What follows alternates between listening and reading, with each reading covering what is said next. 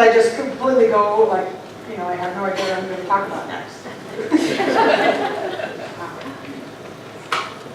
Here's the thing. I love this philosophy so much, and I love everything that we teach, that every single Sunday I could probably talk about 10 different things. Keep you here for 3 hours and just keep going and going and going. But, I don't Why not? Well, these are other things you might want to do. But that song just reminded me of one other thing that I need to say, even though it does go with the topic. One of the things I love about this philosophy, this teaching, is the difference between these two phrases. You've often heard people say, I'll believe it when I see it. This philosophy says, no, it's the other way around. You'll see it when you believe it. And that's what the whole song is about. You will when you believe. Miracles can't happen when you believe. And the believing has to come first. It doesn't mean it's going to be like ding-a-ding-a-ding overnight. Remember Bewitched? Or, I'm dating myself. But, doesn't mean that's going to just happen overnight with the miracle, but we want to stick to it. So if you still have some of that hanging out that says, well, I'll believe it when I see it, just change that one little phrase. I'll see it when I believe it. Because that's where it all starts. And that's one of the things about this teaching that really got my attention, that we must believe first. Somebody recently asked me, how do I do that? How do I do that? How do I believe more? I trust you when you say that, but how do I do it? And I said, well, it was a parting question. How do I do that? I was like, oh, that's a really good answer. I said, for now, suffice it to leave you with this. Begin by remembering what life is and who you are. If you've been around long enough, you've heard me say over and over and over and over and over and over and over that this life is a spiritual life. Whether you want to call it God, it doesn't matter. You can call it a universal presence. You can call it an intelligent mind. You can call it the energy everywhere. That one thing either is the truth or isn't the truth. And if it wasn't the truth, it would have already destroyed itself, whatever it is. So it must be the truth. Ernest Holmes says that over and over and over. There must be only one life, one energy. And so if we go back to that over and over and over again, there's only one life. I start there. How am I going to get myself to believe deeper? I'm going to remember that. And then next, right alongside of it, I'm going to remember who I am. If there's only one thing, it's me. It's right where I am. I'm not all that it is, but all that I am must be it. That's how I get myself to believe deeper. Just go back to those two reminders all the time. There's only one thing it made me in its image and likeness. Align myself. Now I can get to the place where I can believe something bigger. So if you ever wonder, how do I do that? How do I get myself to believe? Go back to that premise. Remember what you believe about that thing called God or life, and remember who you are. All right. That was the side piece of the talk. But it was still a good start, because having to believe in freedom and independence is where we're going to go next. So to me, this is not so much about independence as it is about the word freedom, which is what I lit the candle for. And so I was asking myself, what does freedom mean to me? We say part of it in our offering affirmation every single Sunday. We talk about freedom. What does freedom mean to me? And as I sat and contemplated, I realized it is a multifaceted answer.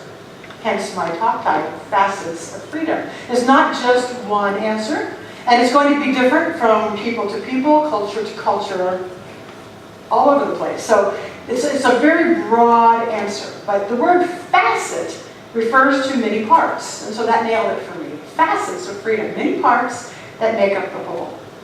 When I think about facets, there's one image that comes to mind that exemplifies facets. Right? Facets of a diamond. This stone right here is made of so many different facets, or cuts, if you will. In nature, there are no two diamonds that are exactly alike. They all come out of the earth as kind of this rough rock-looking thing, but the jeweler, the stone cutter, knows how to take that and make that into something beautiful. So no two diamonds are going to have the exact same carbon footprint in it. No two diamonds are going to have the exact same pattern or the exact same reflection of light. The stone cutter knows by guideline or by technique how to do the cuts to make it just right. There is a pattern to follow, absolutely. So as they're following that pattern, they're going to come out with almost the same thing every time, but no two that are exactly alike. But every single facet makes up a whole. So this was my image, and I was thinking about the facets of freedom, that so many parts make up the whole. Every facet of our understanding of what freedom means makes up the whole picture for us. So every facet of our understanding, individually and collectively, it makes up our wholeness of freedom. So what I'm asking you to do at the start of this message today is keep contemplating what freedom means to you. What facets of freedom? What does it mean to you? And as I talk, you may agree with me, or you may go, no, I don't understand it that way at all, or you may have 10 million other ideas. So what are your facets of freedom? It's not for me to tell you. It's just for me to make some suggestions, and then you get to do with it what you will. I already said that I'm not going to spend a whole lot of time on the whole idea of the 4th of July and Independence Day, because we all are celebrating that. We've all heard that story many, many times. So I'm not going to spend too much time, other than to say this. We talk about independence. The truth is we are interdependent, aren't we? We are interdependent. So independence is kind of even a misnomer. We are completely independent. I'm very grateful that those Brits decided that they wanted freedom of religion and decided to leave that and look for another way to be and landed here. And the rest is history, as they say. I'm very grateful for that and started something brand new in this country. So we're celebrating our Independence Day. We're celebrating our freedom, and it's a beautiful thing to celebrate. But then we come back to the whole freedom thing and keep going with that now. So I looked up freedom in my Webster's dictionary, and there's like a whole lot of definitions. I went, okay, so there's facets right there too, facets of definition. Here's the ones that I chose for today because they fit with our spiritual teaching. The absence of constraint in choice. The absence of constraint in choice. This is Webster's dictionary, but see how it parallels with us? Boldness of conception or execution. Boldness of conception or execution. Unrestricted use and ease. Those are the four that I choose today because they fit with everything that we teach here. I especially like ease. Let this be easy. Let this be fun. Let these truths have ease to them because spirituality can start to feel sometimes kind of heavy. We don't want it to be heavy. I want it to be easy. So we are free to choose. Oh my gosh, that is in and of itself. I can sit here and talk about that for hours. We are free to choose. That's one of the biggest pillars of this teaching. You look up the word choice in the concordance, in the Science of Mind textbook, there's a lot of it. And as you start to read, it's like choice, choose, choice, choose, choice, choose. Ernest Holmes says it all the time. We are free to choose. We're free to choose our attitude, for sure.